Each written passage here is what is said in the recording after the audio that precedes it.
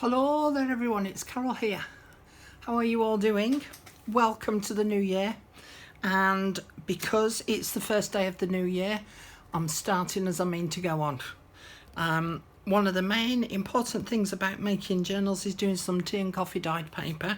So when I had a look through my stash, and I put all my papers once they're dry inside these plastic wallets, and because I make a wodge of them, when I put them in the wallet it helps to keep them fairly flat, so I don't have to do any ironing or anything like that, but it still leaves a tiny bit of a crinkle, just a tiny bit. So as you can see, I am practically out of tea dyed paper. Got one sheet and a scrap bit. Coffee dyed paper I'm nearly out of, and the wallpaper patterned paper, I've got a few of those, but I'd like to top those up, so I'm going to do a few more, and I need some more coffee dyed card. But today I'm going to work on my tea dyed papers, and then I'll do my coffee dyed papers another day. So basically I've got everything in front of me that I'm going to need.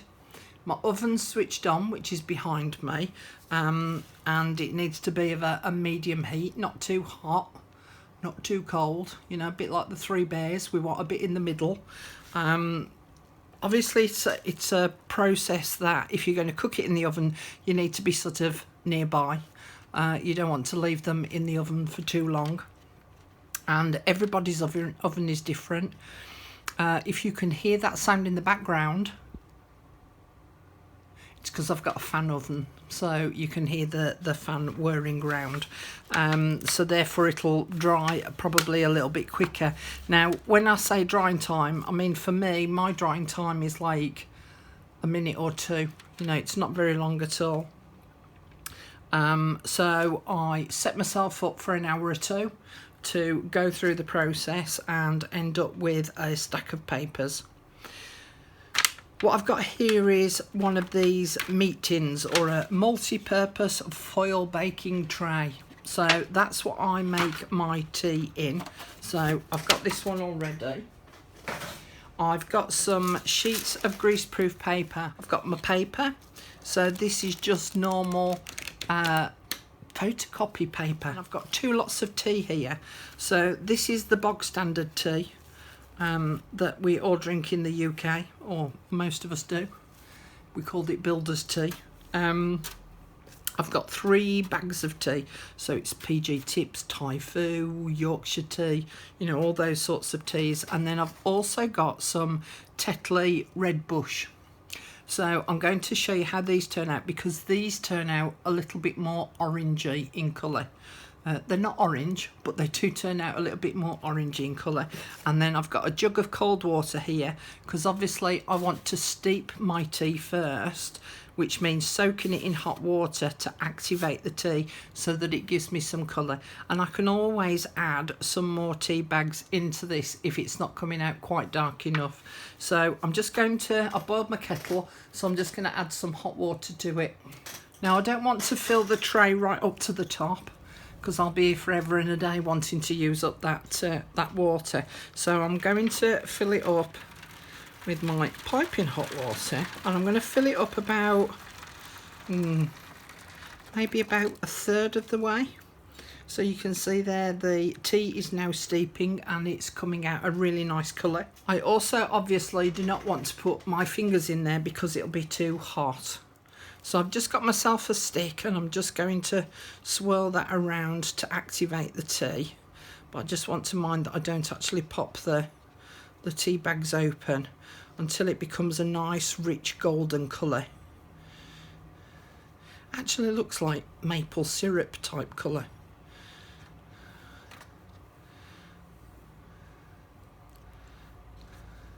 So I'm just going to let that steep for a bit in the hot water, and then I'll add some cold water to it to make it so that I can then put my fingers in it without being able to burn them. I actually added 2 more tea bags to it, so I had 5 in total, and I've taken the tea bags out. Now when these have cooled down a little bit, but whilst they're still damp, I'm going to carefully open these up and tip the tea out, and I'll be able to then use the tea bag paper for some decorations. when I'm creating some ephemera later on. I've also added to it some cold water to cool it down. It's warm. I can put my finger in it though without sort of burning my fingers. So we're now kind of ready to go. Alright, so what I'm going to do, got my greaseproof paper off at the side, so I'm just going to dip in my paper from this end, grab it from the other end. Now you can wear gloves if you want, because this will stain your fingers, and I'm just going to immerse the whole sheet of paper within the tea. Now I don't know whether you can see, I'm just trying to do it so that it's not dripping everywhere. It's actually left like a mottled effect on the paper. That's just the type of paper that it is, and it's what it does. Different papers will react in different ways, and then I'm going to place those onto my sheet of greaseproof paper. Just going to run that through again. You do have to be careful that you don't get it too wet, because it can have a tendency to rip, especially if it's thinner paper. And then I'm just going to let it just drip the excess off, and then if they overlap, of which these do, I'll end up with a stripe down the middle down here where they're overlapping, but I'm not so worried about that. So I'm just going to pop these on my top shelf, my oven, close the door, and I'm just going to do this second sheet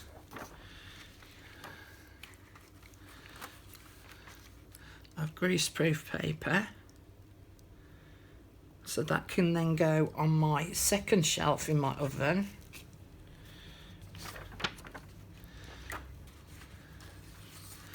So that what I'll end up doing is I'll end up pulling that first set out once they're cooled down and replacing it with another batch. So I'm continually creating papers. So I've just taken my first two pieces out. I'm sorry about the sun, but you can see it's a lovely, soft, almost straw type colour. I really like the tea dyed, but you can also see here that white line that I was on about where the papers were overlapping, but I'm not so bothered about that. Now, they haven't come out very wrinkly crinkly, but it means that when I stack them all up and put them inside that pouch, it will help to flatten them out a bit. So what I'm now going to do is I'm going to put those to one side, and I'm going to have now a little bit of a conveyor belt. So I'll now dye some more papers, put them on this greaseproof, put them into the oven, and then the second shelf should then be ready for me to take those out and go through the process again, and so on and so forth. So it's just a continuous conveyor belt, so it ends up going quite quickly. And I've got the TV right in front of me over there, so I'm going to be watching a film whilst I'm doing this. So I'll come back in a bit, as well as dyeing things like envelopes and guest checks and book pages. So I've got a variety of different papers that I can then use in my journal. So I'm all set up then for 2021. So I'll meet you back here in a minute. So here we are. I've been watching The Amazing Mr. Blunden whilst I've been doing my tea dyed papers. As you can see, I've made quite a nice stack of papers here. I've done 50 sheets altogether. So even if I work on the premise of 5 sheets per signature, I've got 10 signatures just sat here with these papers alone. So if I do the same with coffee dyed, and also I'm going to show you the red bush ones as well, and then some avocado dyed papers, I've got enough then to last me for ages. So I made them into piles of 10 so I could keep a count of how many I've done. So if I just do them now as one stack, you can see there's loads there, and I'm going to put them inside of this wallet, and that will help to flatten them out somewhat.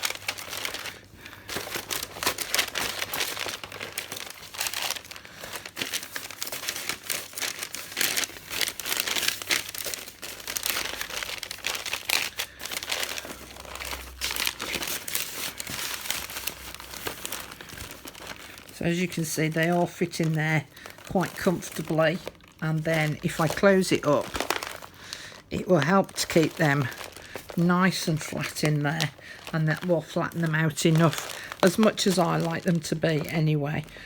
So I'm now going to go on and do some red bush ones. I've got a new tin.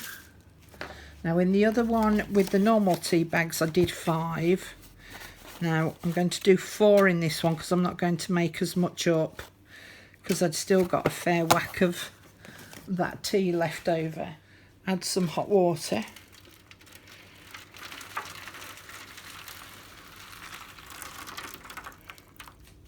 So that's about 1/4 of my tin now filled up with that water. And then I'm just going to let the tea steep for a bit so that I get a lovely rich colour, and then I'll add some cold water to it. So I'll see you back here in a minute. So that's my tea all now nicely steeped, and I've added some cold water to it so I can put my fingers in. So I'm going to do exactly the same again by just immersing the paper into the tea and layering it up on my greaseproof paper. And then I'll start my conveyor belt again, and I'll come back in a minute and show you what the difference in colour is. As I say, this tends to be a little bit more orangey in colour, so it makes a nice alternative. So I'll see you back here in a minute when I've finished doing these. So here's the first of the red bush tea dyed paper that I've done, and I'm hoping that the camera is going to pick up the difference between the two. So this was normal tea and this was the red bush tea. If I try and tilt it in different angles, you'll see the light shining on it differently, so hopefully you'll be able to see the difference in the colour. So this ends up being a little bit more orangey in colour. Now obviously there's lots of different types of tea bags about these days, and fruit flavoured ones, so you could have a go with all sorts of different types of tea bags and see what you end up with. You could even maybe set up doing a swap with, oh that was quite high, wasn't it? Swap. You could even set up doing a swap with some friends of tea bags so that you don't have too many. You don't sort of do an awful lot of tea and coffee dyeing a lot of the time. So if you do a batch like I'm doing now, it'll last you quite a while. So the tea bags will last you for ages. So if you organise a swap, then you could get some different coloured papers. Just want to show you one different type of pattern that you can create. So I've got a very small pizza pan here. And so obviously a full sheet is not going to fit. Let me just pull the sheet off. One full sheet is not going to fit over the top of the pan. So I'm actually going to fold it in half and then dip the whole thing in the tea so that it's all fully immersed. And then with the pan, if I was cooking a pizza on it, I'd have it this way up so that you've got this lip here. But I'm actually going to turn it over and use the back of it so that it's a flatter surface. And then if I fold this paper back up in half, I can then sit that on the back of this pan. Obviously you can get bigger pizza pans, but I've only got a small one. So that it will now look like that, and then this should then pick up those circle shapes. So have a look around your home and see what sort of different textures that you can get. I know that when Gail Agostinelli did her video on tea and coffee dyeing, she got all sorts of different pans that she uses to create different shapes. So I'm going to pop this in the oven and then I'll show you what it looks like in a minute. Now I know that you're not going to realise this, but I've been a long time since, you know, the last time I was on here, because my mum phoned. She does love a bit of a natter. Anyway, so these are now my red bush tea dyed papers. So I've got 50 pieces of those. Yay! And these are some of the ones that I did on my pizza pan. You can tell from my nails, look. I had to chop down on my nails anyway because I've normally got quite long nails. But you can tell from my nails what I've been up to, can't you? So just as a quick recap, what I've done is those two you know about. So I did my builder's tea. I've got 50 sheets of those, which is bog standard normal tea. And then I've got 50 sheets of my red bush tea, which has come out a little bit more orangey in colour. And today I've done 50 copies of 50 sheets of coffee dyed paper, but I have also done some that, if I get one out to show you, I actually just laid it out on the rack in my oven, and as you can see, look, it's given me some nice lines. So it means that when I fold that in half and put it in a signature, I've actually got some lines to write on. So those worked out quite well. So I've got some of those at the back of the pouch. So I've got the plain at the front and the lined ones at the back. So that's those. And then I also did, let me move them out of the way. I also did some, I'd got some white index card, not index cards, inventory cards. So you can get them white or that yellowy green colour. So I did some of those. These are the white ones, and I coffee dyed these. And I'd also got some of the green index sheets.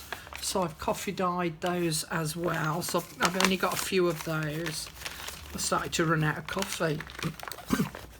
And then I've also done as well some graph paper index cards. So they've been coffee dyed, so they'll be ideal to put a picture on the front, and then obviously then you'll be able to write on the back. And then some normal small index cards, again coffee dyed. So I've got some of those, and then I did some large index cards. These have some lovely speckling on them, so I like those. And then there's some at the back that I actually place that on the pizza pan, so that I've got dots and stripes on those. So I've been a busy little bunny, and but what I like most of all is that it's now all done and dusted, because I have got enough paper now all prepped up and ready to go for lots and lots of different journals. And I probably won't have to address doing any more for, I don't know, depends how many journals I make, I suppose, doesn't it? Maybe 6 months to a year before I need to do any more. So the joy of just persevering and just getting the job done means I don't have to do it again for a while now. So there we go. So that's my first job for 2021, and I'm now all prepped and ready to go. So I hope that you'll have a look at your own stash and see what you might need to have a go at doing, and persevere. Just think about the amount of journals that you might make or normally make throughout a year. If you only make 2 or 3, then you might only need 10 sheets of each type. You know, just have a rough calculation of how many sheets you're going to need, because I've now got 150. And as I say, if we work on the premise that there's 5 sheets to each signature, because obviously I'm going to be adding other things in there as well, then I've got 10 signatures per pouch here. So that's 30 signatures. Well, how many journals does that make? Yeah, well, depends how many signatures you put in your journal again. But it gives me a lot to play with. So welcome to 2021. And I'll see you all again really soon where we'll start to use some of these beauties up. So one last thing before I go. These were the baking paper. It was the brown baking paper. Hang on, let me just get it out. Because I got two sorts.